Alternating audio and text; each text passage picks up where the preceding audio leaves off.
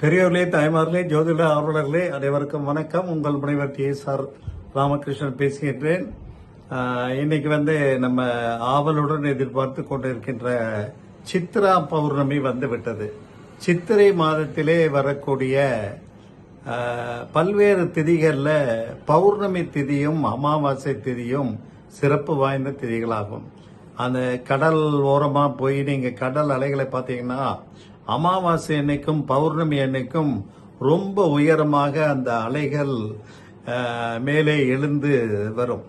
அது மனம் அமைதியாக இருப்பதற்கும் குதூகலமாக இருப்பதற்கும் உண்டான ஒரு அறிகுறிகள். அதனாலதான் தோஷமே இல்லாத திதி பௌர்ணமி திதி, அமாவாசை திதிம்பாங்க. அந்த பௌர்ணமியில திதி பார்த்து எந்த காரியம் பண்ணாலும் நல்ல முறையில முடியும்னு சொல்லுவாங்க.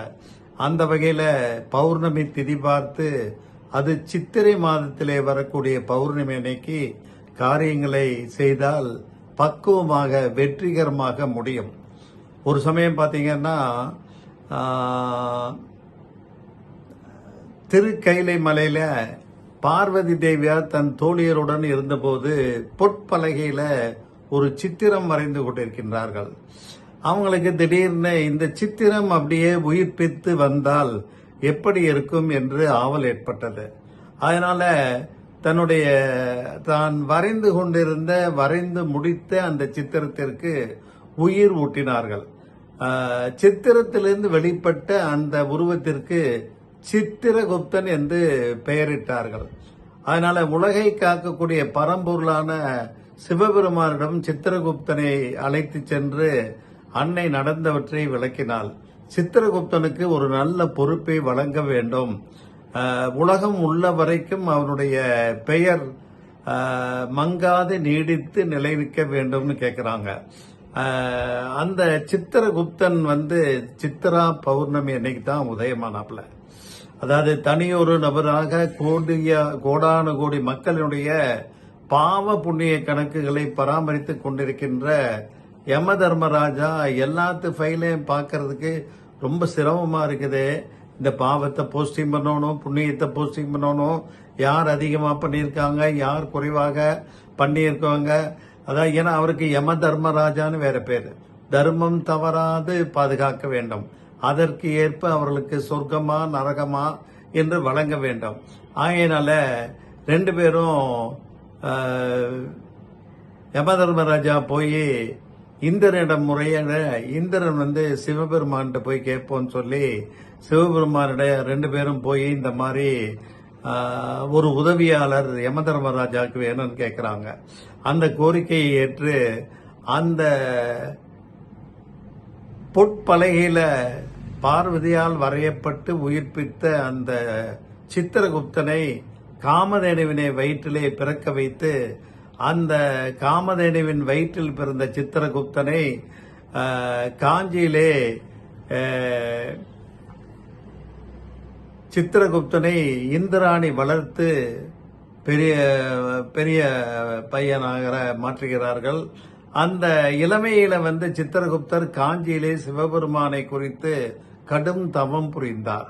இறைவனும் ஏடும் எழுத்தாணியும் சித்திரகுப்தனுக்கு வழங்கி யம தர்மராஜாவுக்கு உதவியாளராக நியமித்து ஒவ்வொரு உயிர்களினுடைய பாவ புண்ணிய கணக்குகளை எழுதி பராமரிக்கும் பொறுப்பை ஒப்படைத்தார். தக்க பருவம் அடைந்தவுடன் சித்திரகுப்தனுக்கு மயனின் மகள்களான நீலாவதி, கர்ணவதி ஆகிய 2 பெண்களையும் மனம் முடித்து சித்திரகுப்தனின் பொறுப்புகளை விலக்கி யமதர்மனுக்கு உதவிட அனுப்பித்தார். தன் மனைவியருடன் யமபுரிக்கு புறப்பட்ட சித்திரகுப்தர் அங்கே அமர்ந்து நம் அத்துணை உயிர்களுடைய பாவ புண்ணியத்தையும் எந்த தவறும் நிகழாத வண்ணம் இன்னும் கணக்கெடுத்து எழுதி கொண்டே இருக்கின்றார். இதனுடைய அடிப்படையில் தான் ஒவ்வொரு உயிரும் அந்த ஆத்மா நீங்கியவுடன் அந்த ஆன்மாவுக்கு புண்ணிய பாவ கணக்குப்படி சொர்க்கமா நரகமா என்று சித்திரகுப்தன் அவருடைய கணக்குப்படி பார்த்து சொல்ல யம தர்மராஜா அந்த தண்டனையை வழங்குகின்றார். சித்ரா பௌர்ணமி அன்னைக்கு பாத்தீங்கன்னா இந்த தவறுகளில் எந்த விதமான இந்த கணக்கில் எந்த விதமான தவறும் நிகழ்ந்து விடக்கூடாது என்று கண்ணும் கருத்துமாக இருக்கின்றார். சித்ரா பௌர்ணமி அன்னைக்கு பார்த்தீங்கன்னா ஆங்காங்கே பந்தல் அமைத்து இரவு நேரத்திலே பெரியவர்கள் சித்திரகுப்த நாயனார் கதையினை படித்து கூட்டம் கூட்டமாக கேட்டுக்கொண்டிருப்பார்கள். யாரோ ஒரு பெரியவர் சித்திரகுப்தர் கதையை சொல்வார். கதை சொல்லு நிகழ்வினுக்கு ஏற்பாடு செய்தவர்கள் வந்தவர்கள் ஆகியோருக்கு சர்க்கரை பொங்கல், கொழுக்கட்டை, பணியாரம் என நைவேத்தியம் பிரசாதமாக வழங்குவார்கள். இவ்வாறு கதை சொல்வதும் கேட்பதும் மக்களினுடைய கீழான எண்ணங்களிலிருந்து விடுபட்டு பாவம் செய்யும் எண்ணத்தை விட்டு புண்ணிய செயல்களில் ஈடுபட்டு மேல்நிலையிலே அடைய வேண்டும் என்பதற்காகத்தான். அதனாலதான் சித்ரா பௌர்ணமி அன்னைக்கு சித்திரகுப்தனை நினைத்து நம்ம இந்த பசும்பால், தயிர், நெய் இவற்றையெல்லாம் விலக்கி விரதம் இருந்து வழிபாடு செய்ய வேண்டும். காலையிலே விரதத்தை ஆரம்பித்து சித்திரகுப்தன் நினைவிலேயே இருக்க வேண்டும். மாலையிலே நிலவு உதயமானவுடன் சித்திரகுப்தனுக்கு பூஜை செய்த வேண்டும். மாக்கோலம் இட்டு 7 எழுத்தாணி வைத்து விளக்கேற்றி பூஜை செய்து சர்க்கரை பொங்கலிட்டு அந்த எருமை பாலும் பயற்றம் பருப்பும் கலந்த பாயசத்தை நிவேத்தியம் செய்து கொடுப்பார்கள்.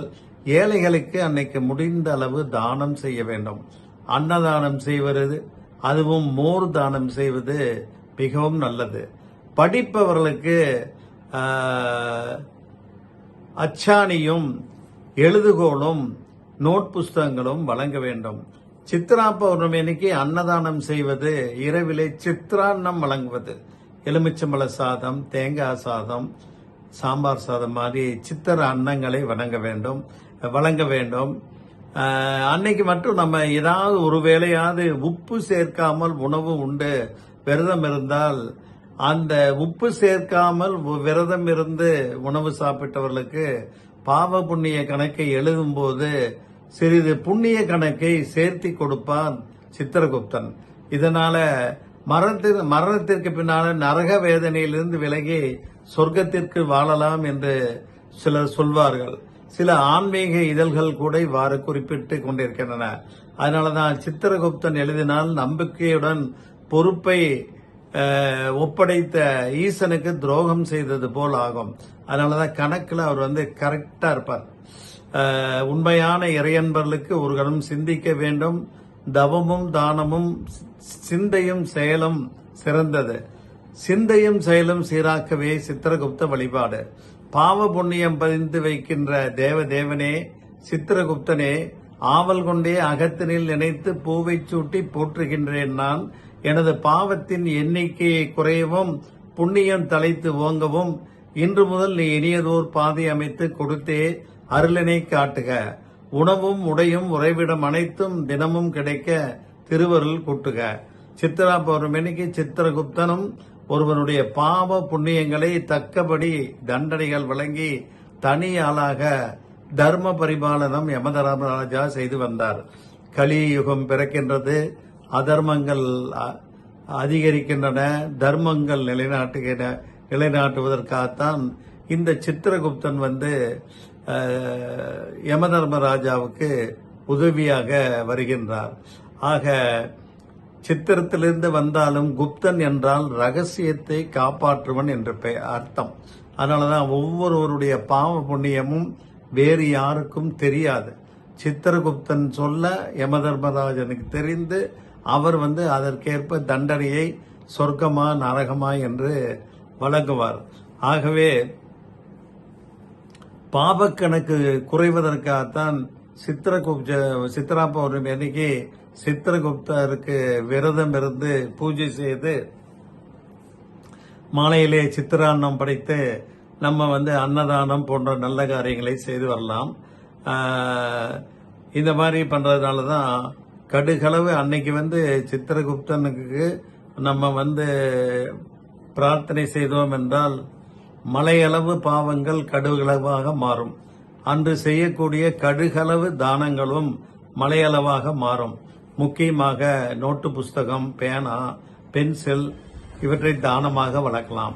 அதே மாதிரி நல்ல சித்திரை மாதம் உங்களுக்கு சூரியன் உச்சமாக இருக்கின்றான். 7வது வீட்டிலே பௌர்ணமி முழு நிலவிலே சந்திரன் இருக்கின்றார். அதனால காஞ்சிபுரத்திலே சித்திரகுப்தனுக்கு என்று ஒரு கோயில் இருக்கு. முடிந்தவர்கள் அந்த கோயிலுக்கு சென்று சித்திரகுப்தனை வணங்கி வந்தோம் என்றால் பாவங்களிலிருந்து நாம் விமோச்சனம் பெறலாம்.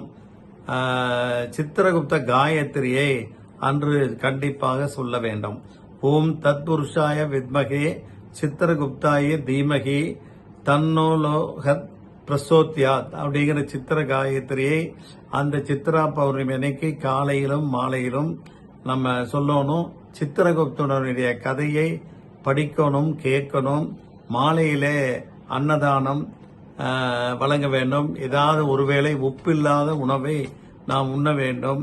இந்த மாதிரி செஞ்சோம்னா சித்திரகுப்தனின் அருள் கடாட்சம் நமக்கு கிட்டும். சித்திரான்னமாக சித்ரா பௌர்ணமியிலே இரவு அன்னதானம் செய்து எல்லோரும் சித்திரகுப்தனுடைய அருளும் ஆசியும் பெற்று நல் ஆசியும் நல் வாழ்த்துக்களும் பெற கேட்டுக்கொள்கின்ற விடைபெறுகின்றேன். நன்றி, வணக்கம்.